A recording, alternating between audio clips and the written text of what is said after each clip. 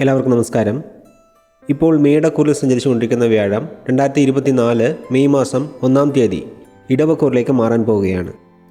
2025 May 14-ാം തീയതി വരെയുള്ള ഇടവക്കൂറിലെ വ്യാഴത്തിൻ്റെ സഞ്ചാരം മൂലം മേടം മുതൽ മീനം വരെയുള്ള 12 കൂറുകൾ ജനിച്ചവർക്ക് ലഭിക്കാൻ പോകുന്ന അനുകൂലവും പ്രതികൂലവുമായ ഫലങ്ങളെക്കുറിച്ചാണ് ഇന്ന് നമ്മൾ നോക്കാൻ പോകുന്നത്.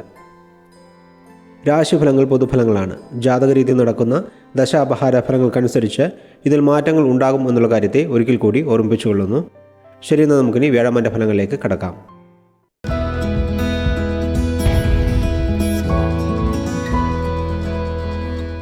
വൃശ്ചികക്കൂറിൽ ജനിച്ചവരുടെ വ്യാഴമാൻ്റെ ഫലങ്ങളെ നോക്കാം.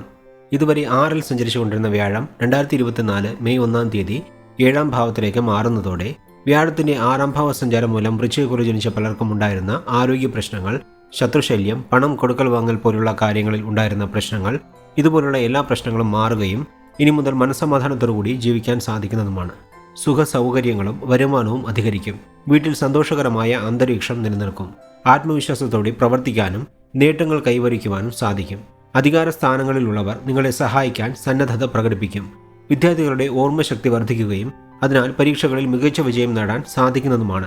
പഠനം കഴിഞ്ഞ് ജോലിക്ക് ശ്രമിക്കുന്നവർക്ക് നല്ല ജോലിയിൽ പ്രവേശിക്കാൻ സാധിക്കും.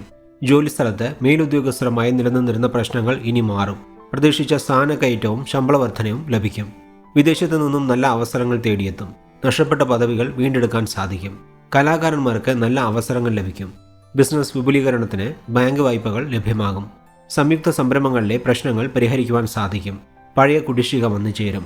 ജന്മരാശിയിലേക്ക് വ്യാഴം ദൃഷ്ടി ചെയ്യുന്നതിനാൽ നിങ്ങളുടെ വാക്കിന് വിലയുണ്ടാകും. നഷ്ടപ്പെട്ട സ്ഥാനമാനങ്ങൾ തിരികെ ലഭിക്കും. വേർപിരിഞ്ഞ ദമ്പതികൾ വീണ്ടും ഒന്നുചേരും. ആരോഗ്യ പ്രശ്നങ്ങൾ ഉണ്ടായിരുന്നവർക്ക് അതിൽ നിന്നും മോചനം നേടാൻ സാധിക്കും. 3-ാം ഭാവത്തിലേക്ക് വ്യാഴം ദൃഷ്ടി ചെയ്യുന്നതിനാൽ നിരാശയിൽ നിന്നും അപകർഷതാ മനോഭാവത്തിൽ നിന്നും മോചനമുണ്ടാകും. മനോധൈര്യം അധികരിക്കും. 11-ാം ഭാവത്തിലേക്ക് വ്യാഴം ദൃഷ്ടി ചെയ്യുന്നതിനാൽ ഏറ്റെടുക്കുന്ന കാര്യങ്ങളിലെല്ലാം വിജയം നേടാൻ സാധിക്കും. സഹോദരങ്ങളുമായുള്ള പിണക്കം മാറുകയും അവരുടെ സഹായ സഹകരണങ്ങൾ ലഭിക്കുന്നതുമാണ്. രാഷ്ട്രീയ പ്രവർത്തകർക്കും അനുകൂലമായ സമയമാണിത്. 2024 മെയ് 1 മുതൽ ജൂൺ 13-ാം തീയതി വരെ ഇടവക്കൂറിലുള്ള സൂര്യന്റെ നക്ഷത്രമായ കാർത്തികയിലൂടെ വ്യാഴം സഞ്ചരിക്കുന്നതിനാൽ സർക്കാർ ജോലിയോ അല്ലെങ്കിൽ സർക്കാരിൽ നിന്ന് ആനുകൂല്യങ്ങളോ ലഭിക്കും. രാഷ്ട്രീയത്തിലുള്ളവർക്ക് പദവികൾ തേടിവരും. കേസുകളിൽ അനുകൂലമായ വിധിയുണ്ടാകും.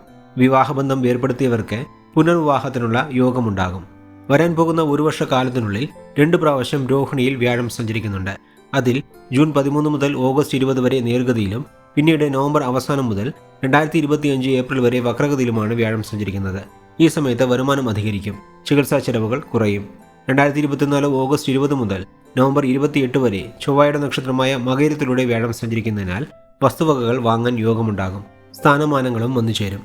മൊത്തത്തിൽ നോക്കുമ്പോൾ വരാൻ പോകുന്ന വ്യാഴമാറ്റം വൃശ്ചികക്കൂറുകാർക്ക് സാമ്പത്തിക പുരോഗതിയും മനസ്സമാധാനവും നൽകുന്നതാണ് എന്ന് പറഞ്ഞുകൊണ്ട് വൃശ്ചികക്കൂറിൽ ജനിച്ചവരുടെ വ്യാഴമാറ്റ ഫലങ്ങളെ ഇവിടെ നിർത്തുന്നു. അടുത്ത വീഡിയോയിൽ ധനുക്കൂറിൽ ജനിച്ചവരുടെ ഫലങ്ങളെ നോക്കാം. അതുവരെ എല്ലാവർക്കും നന്ദി, നമസ്കാരം.